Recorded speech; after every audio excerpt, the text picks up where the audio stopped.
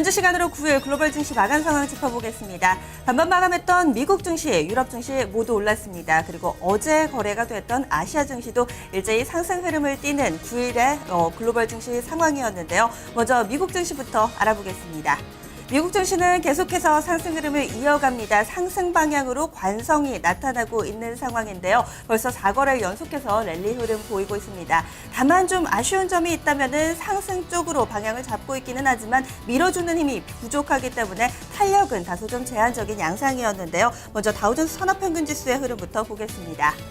뚜렷한 경제지표가 발표 없는 가운데 M&A 이슈들이 개별 종목들의 활력을 불어넣는 양상이었습니다. 먼저 다우존스 산업평균지수 종가부터 체크하겠습니다. 0.11% 올랐습니다. 16,943.1포인트 거래를 마쳤습니다. 여전히 17,000선 돌파에 대한 기대감 살아있는 가운데 이날은 약간 오르기는 했지만 전거래일 종가와 비슷한 수준에서 거래 마쳤습니다.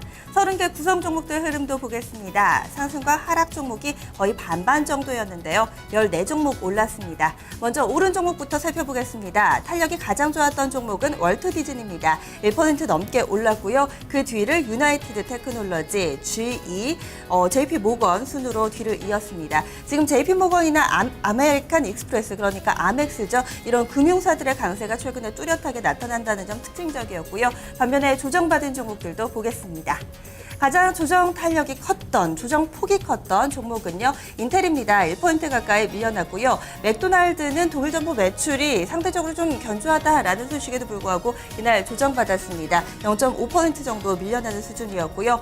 마이크로소프트, 듀폰 순으로 조정폭이 나타났습니다. 인텔이나 마이크로소프트 같은 IT주들 시장 대비 상대적으로 약간은 부진했다라는 특징이 있고요.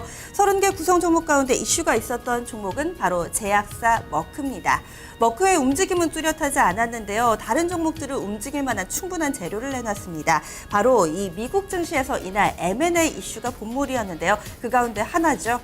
미국의 제약사 머크가 바로 시형 간염 치료제를 개발하는 아이데닉스라는 회사를 인수하기로 했습니다. 인수 금액은 38억 5천만 달러, 주당으로 24.5달러로 책정이 됐는데요. 머크사 주가 같은 경우는 크게 움직이지는 않았습니다. 거의 강보합권 수준이었는데 피인수되는 종목, 국내에서도 마찬가지로 피인수되면 상당히 급등하는 경향이 있는데 미증시도 그런 상황이었습니다. 주가가 거의 3배 가까이 올랐죠. 이렇게 되면서 229%의 급등 시세, 종가는 23달러 수준에서 형성이 됐습니다. 아직까지도 주당 인수가에는 못 미치는 수준입니다. 추가 상승 여력 시장에서는 점치고 있고요. 이렇게 대형 제약사의 M&A 소식으로 인해서 길리드 사이언스는 충격을 받았습니다. 이 대표적인 시형 간염 치료제를 개발하는 업체가 바로 길리드 사이언스죠. 머크가 이번 인수 합병으로 인해서 시형 간염 치료제 공격적인 마케팅에 나설 것이다라는 분석으로 인해서 길리드 사이언스는 밀려났습니다. 4%대 조정받으면서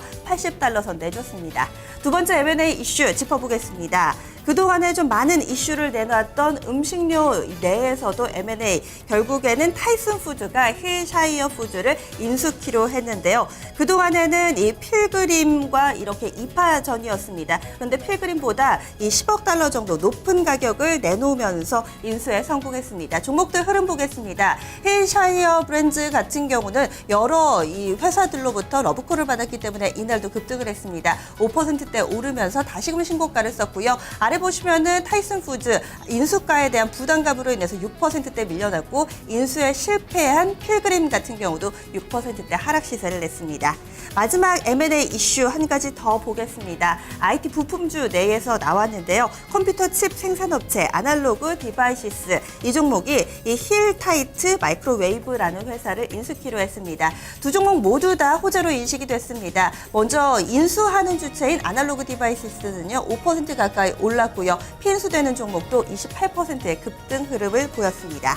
S&P 500으로 넘어가겠습니다. S&P 500도 이날 소폭의 상승 흐름이었죠. 0.09% 올랐습니다. 1951.27포인트 거래 마쳤고요. 2000선에 대한 기대감 살아있습니다. S&P 500 종목 가운데 탄력이 좋았던 종목, 바로 패밀리 달러라는 소매 업체를 꼽을 수 있을 텐데요. 이 기업 사냥꾼으로 불리는 칼 아이칸이 이 종목의 최대 주주로 등극했습니다. 지분 9.4%를 보유하고 있는데 이것이 후제가 아니고 이제 칼 아이칸으로부터 경영권 방어에 회사 측이 적극적으로 나서기로 했는데요. 포이즌필을 도입하기로 하면서 이 종목 급등을 했습니다. 포이즌필이란 경영권 침해 시도가 있을 경우에 기존 주주들에게 기존 주가보다 더 싸게 종목을 살 수 있도록 하는 권리를 부여하는 건데요. 이로 인해서 주가 13%대 올랐습니다. 68.62달러에 거래 마쳤습니다.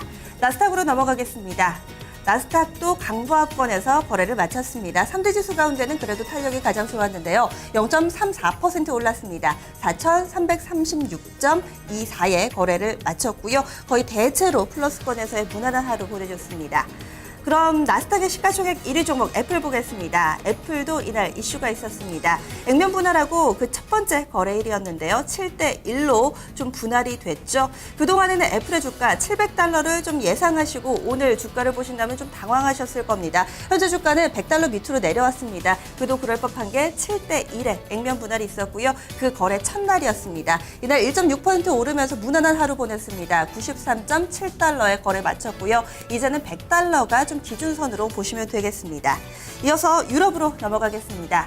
유럽도 대체로 올랐습니다. 이 경제 개선이 될 것이라는 심리가 작용을 했는데요. 뚜렷한 경제지표 발표는 없었지만 미국 증시가 랠리를 펼치고 있고 이 중국 쪽에서 경제지표도 호조를 나타내고 있기 때문입니다. 유럽 내부에서 ECB 경기 부양책에 대한 효과도 계속해서 나타나고 있는데요.